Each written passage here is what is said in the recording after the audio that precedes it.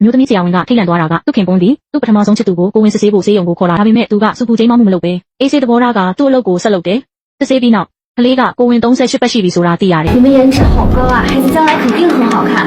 对老婆这么温柔，将来肯定是个好爸爸。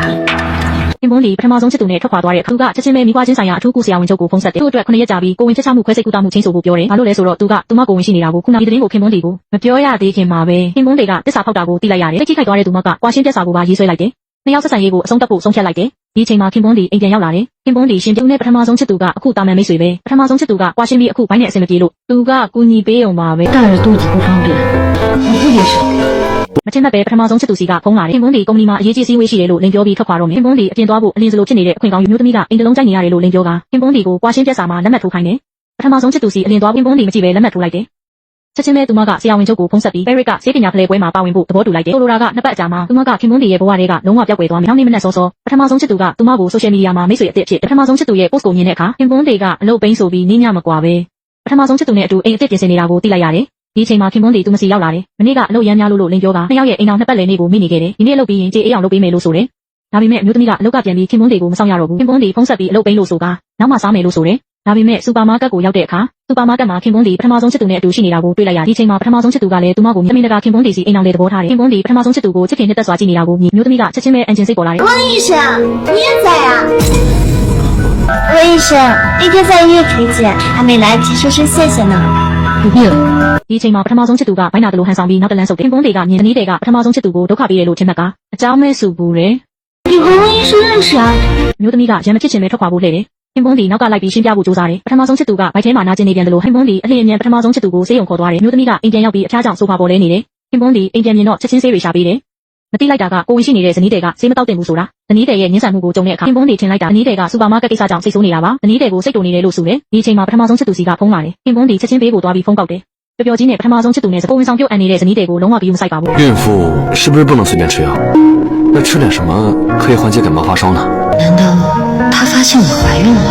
宋思感冒了，有孕吐的厉害，所以问你。不知道。ခင်ပွန်းဒီချက်ချင်းတတိထားစရာတွေရှာပြီးပထမဆုံးချစ်သူကိုပြောပြီးချိန်မှာအမျိုးသမီးကစိတ်ထိခိုက်သွားတယ်နောက်နေ့ခင်ပွန်းဒီစားတောက်ဆိုင်တစ်ဆိုင်မှာစပွဲတစ်ယောက်ရဲ့အိမ်အောင်နှစ်ပတ်လည်နေ့ကိုကြေးအေးအောင်လုပ်ထားပြီးမဲ့စပွဲပေါ်မှာမယုတ်တီးခင်းတွေကြီးပဲအမျိုးသမီးကချက်ချင်းနားလေခင်ပွန်းဒီရဲ့စိတ်ထဲပထမဆုံးချစ်သူကြီးပဲသူမယုတ်တီးမစားတာကိုတော့မိနေပြီခင်ပွန်းဒီနှစ်ပတ်လည်လက်ဆောင်ဝယ်ဖို့မိသွားတယ်လို့ပြောကဇနီးတွေကိုဘာလို့ကျင်တယ်လဲမေးတယ်အမျိုးသမီးကမိဘတစ်တင်နဲ့တက်ထားတယ်လို့ပြောပြီးခင်ပွန်းဒီကိုသူနဲ့အတူမိဘတစ်လှုပ်เสียစရင်ကိုလှုပ်စေခြင်းနဲ့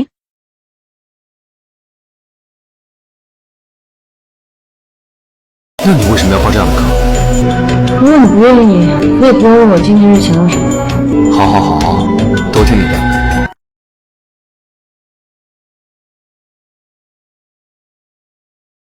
ခင်ပွန်းဒီကလေးလိုချင်တယ်လို့ရုတ်တရက်ပြောလိုက်တယ်အမျိုးသမီးကအရန်ကြည်ရဆိုးသွားတယ်ခင်ပွန်းဒီပထမဆုံးအကြိမ်ကလေးလိုချင်တာဘိုင်းနာနေတယ်လို့ပြောကခင်ပွန်းဒီကိုဆေးရုံခေါ်သွားဖို့တောင်းဆိုတယ်ခင်ပွန်းဒီကုမ္ပဏီမှာအရေးကြီးကိစ္စရှိတယ်လို့လင်ပြောပြီးအလင်းထွက်ခွာတော့မယ်如果我们有一个女儿，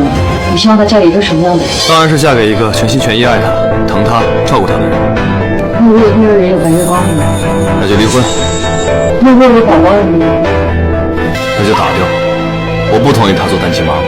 မျိုးသမီးကဆေးရုံရောက်ပြီးခွဲစိတ်မှုပြင်ဆင်နေတယ်တရားဝင်ကသူမကိုတနာပြီးခင်ပွန်းနေနဲ့ထက်တိုင်နေကြည့်မလားလို့မထင်မှတ်ပဲသူမကစိတ်ပြက်စရာထပ်မြင်လိုက်ရစီဝေးရှိတယ်လို့ပြောနေတဲ့ခင်ပွန်းဒီပထမဆုံးချစ်သူကိုကိုဝင်စစ်ခေါ်သူမကဆရာဝန်ကိုခင်ပွန်းဒီတည်သွားပြီလို့ပြောလိုက်အပြင်ကခင်ပွန်းဒီဇနီးတွေကိုရုတ်တရက်မြင်လိုက်ရတယ်ဒါပေမဲ့ပထမဆုံးချစ်သူကဘိုင်းနာနေပြန်တယ်လို့ခင်ပွန်းဒီကိုသူနဲ့အတူဆရာဝန်စီသွားခိုင်းတယ်မတိလိုက်ရတာကဇနီးတွေဘက်မှာခွဲစိတ်မှုလက်မှတ်ကိုစိတ်ချလက်ချလက်မှတ်怎么样？他听到我了。江天来，我们的羁绊彻底消失了。宝宝，再见。不好了，不好了！温医生流产导致大出血了，家属在吗？温医生，陆婉，你说什么？陆婉流产了？